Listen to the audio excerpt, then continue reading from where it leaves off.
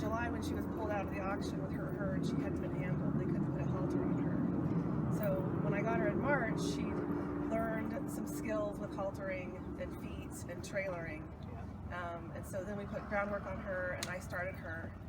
And we did 4 rides, and on the 4th ride, I put saddlebags on her with some water bottles, and I round penned her, and I don't think that was enough prep. And she panicked in the arena, and I took a hard fall, and I broke a rib and a couple vertebrae, very stable. But she just kind of panics, and she gets to a point, and I tried to do a 1 rein stop. I didn't prep that enough. Okay. That's kind of where we're at. I mean, she's I'll show you some sensitive and. I'll show you some things. Most of the time when stuff like that happens, it's anxiety. Yeah. And anxiety usually stems from confusion. So when a horse gets confused, they start looking for an answer, and you want to make sure they see the anxiety.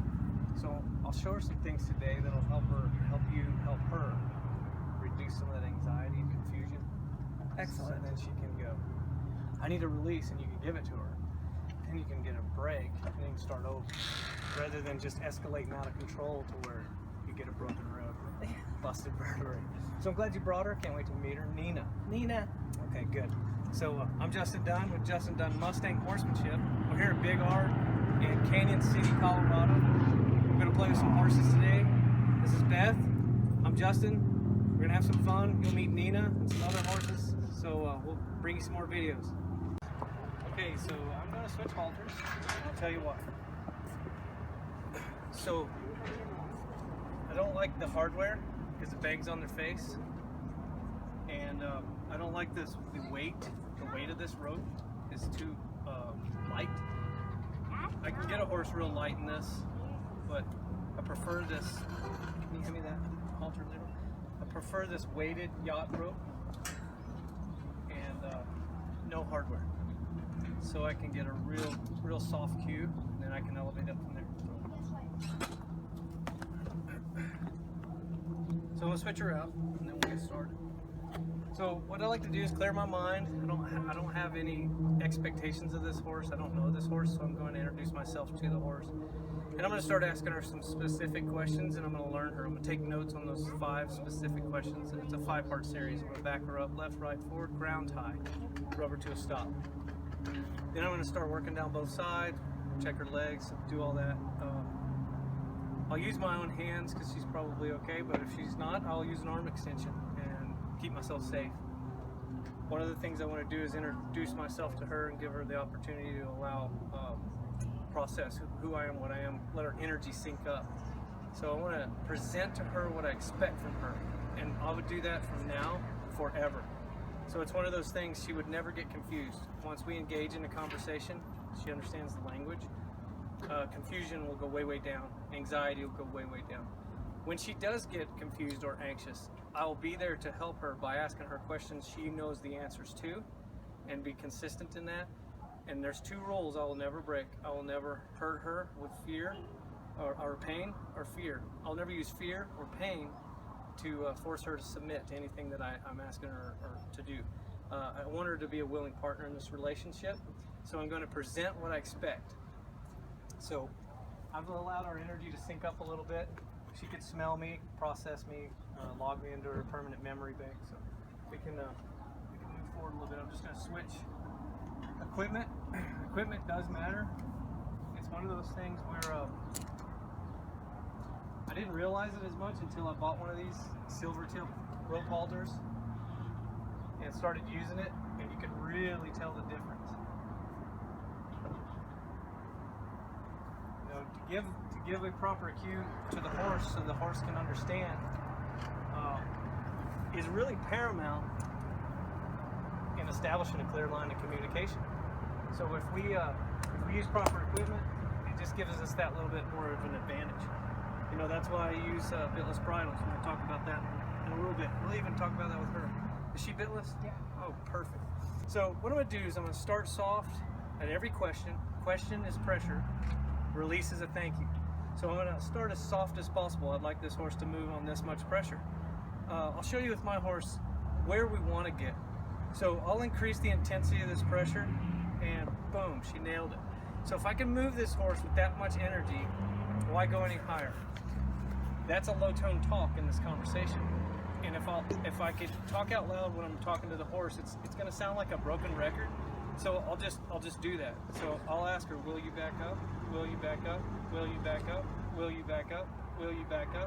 Will you back up? Will you back up? Will you back up? Thank you. I want to wait 3 seconds in between those questions, because if I expect her to wait for me to give her a cue to do something, I've got to wait for her to process what I just asked her.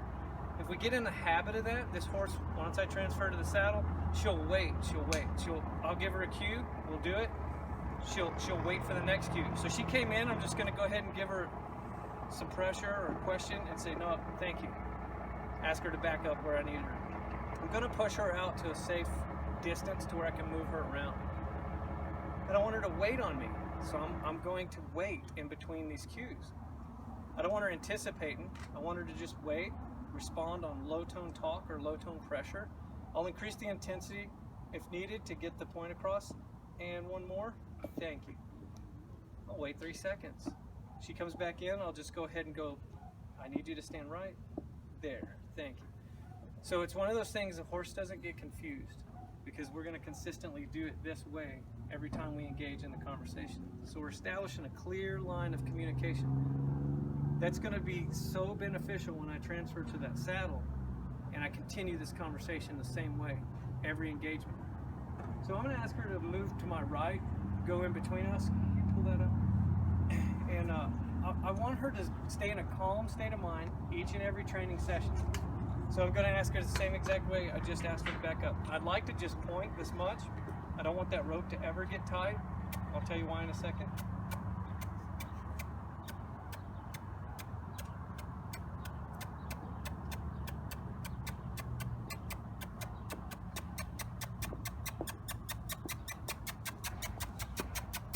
And release as a thank you. So you start as soft as possible. Increase the intensity of the question. When she responds in the desired way, release the pressure. So I'll let her soak here for a second just to get the idea of this is exactly what it wants. There's no pressure or indication for me to do anything different. I want to change directions. I don't want that rope to get tight. Here's why. When I transfer to the saddle, I never want my reins tight. The only time that it would ever get tight is if I was applying pressure, soft pressure, and it meant something. She'd have to respond to that pressure. If I start teaching her to pull on this rope, now she'll learn that she can get leverage over me, and that she'll learn she's stronger, and that she can pull me around. So I don't want that rope to get tight. Good. If she comes close, I could bump her out. Now I want her to walk. So I need to lower my energy a little bit. Keep going. Good question. That's just a question. Do you want me to come in? Good question. If she can touch her, do it. I just asked her to get out.